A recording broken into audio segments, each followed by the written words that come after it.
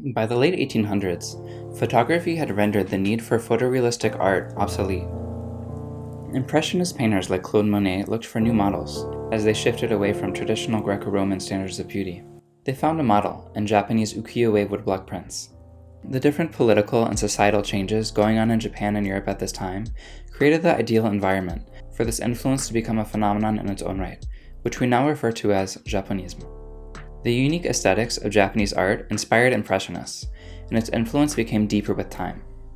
So what is it about Japanese art that made Impressionists so inspired, especially when they had contact with countries like China for so many years? One factor is Japan's 200 years of isolation. In the 1630s, Japan cut off most trade and communications with foreign nations. This time, known as the Edo period, marked a long period of peace for Japan, and a flourishing in its art and entertainment culture. Finally, this came to an end in 1853, when American Commodore Matthew Perry forced Japan to open its doors. Once Japanese art became available to Western artists, the aura of this forbidden country enhanced its appeal. Another reason for Japanese success is the talent of great artists like Hokusai, Hiroshige, and Utamaro. They produced woodblock prints called ukiyo-e, which depicted scenes from Japanese nature, or the floating world of Edo period nightlife. Its unique composition, asymmetry, and flat look showed that art didn't need to be photorealistic to be beautiful. The use of wood blocks to reproduce the prints made them easy to mass produce, which helped expand their availability in Europe.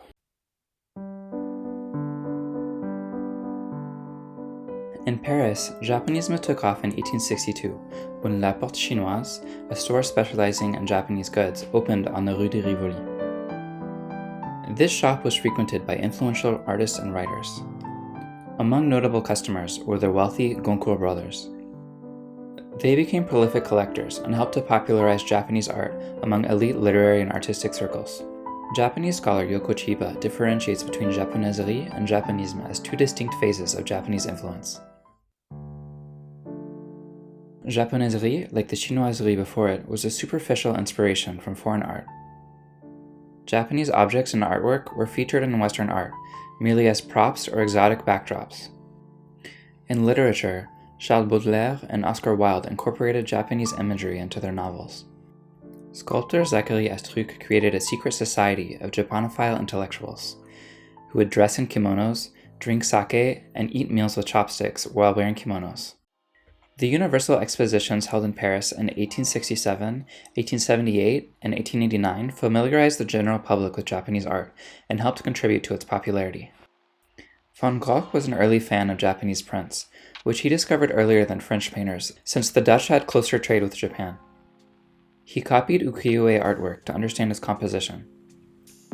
This quest to understand the underlying ideas of the Japanese aesthetic are what led to the next phase, Japonisme proper. The influence of Japanese art is readily apparent in Van Gogh's paintings, through its thick brushstrokes and bold color choices. Van Gogh publicly declared his affection for Japanese art, and amassed a personal collection of ukiyo-e prints. The adoption of Japonisme by major Impressionists introduced new concepts to Western art. These include asymmetry, empty space, and a flat aesthetic that de-emphasized perspective and shadowing. Edgar Degas and Toulouse-Lautrec are some other Impressionists notable for the influence of Japanese aesthetics in their work. Among Impressionist painters, perhaps the most famously influenced by Japanese art is Claude Monet. The Impressionist artist amassed a collection of over 200 ukiyo-e prints, which he proudly displayed at his home in Giverny. He constructed an extensive garden with a pond full of lily pads to serve as inspiration for his paintings. The pond is marked by an iconic Japanese bridge, painted in a very French shade of green. Monet is most famous for depicting the changes of light and reflections over time. Still, his compositions and theme borrow from great Japanese artists like Hokusai.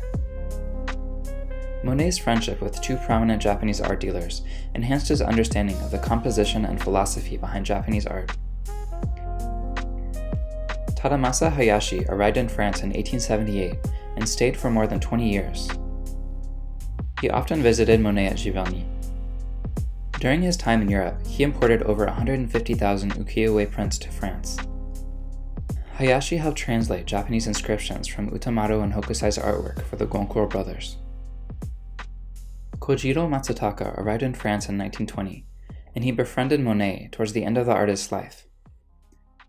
Here is a photo of Monet with Matsutaka and his niece. These two art dealers became huge fans of Impressionism in their own right.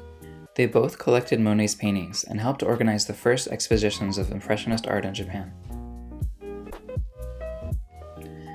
Japanism reached its peak at the end of the 19th century.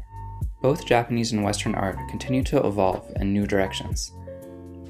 Japanese art now had a heavy Western influence, and in France, Cubism became the mot du jour. Japanese influence in Western art began as an imitation or even appropriation of Japan's exotic aesthetic. With time, the integration of Japanese aesthetic principles created a new style in its own right. In the 19th century, Europe interacted with many foreign cultures, often in the role of colonizer or oppressor. In these exchanges, the respect was not mutual, and Europe did not hold the other's culture in high esteem. Japanism is a notable exception to this dynamic. It shows how appreciation and respect can lead two cultures to create something new and beautiful together. This collaboration benefited both parties and brought something new to the world. Today, Japan and the West have much closer contact, but do we truly understand each other any better than we did a century ago? The recent vaporwave visual art style combines retro 1980s and 90s graphics with Japanese text and sometimes references anime culture. While there's certainly an influence of Japanese pop culture in this art movement, is this a genuine appreciation of Japanese culture, or merely another appropriation of Japan's culture as an exotic prop? Only time will tell.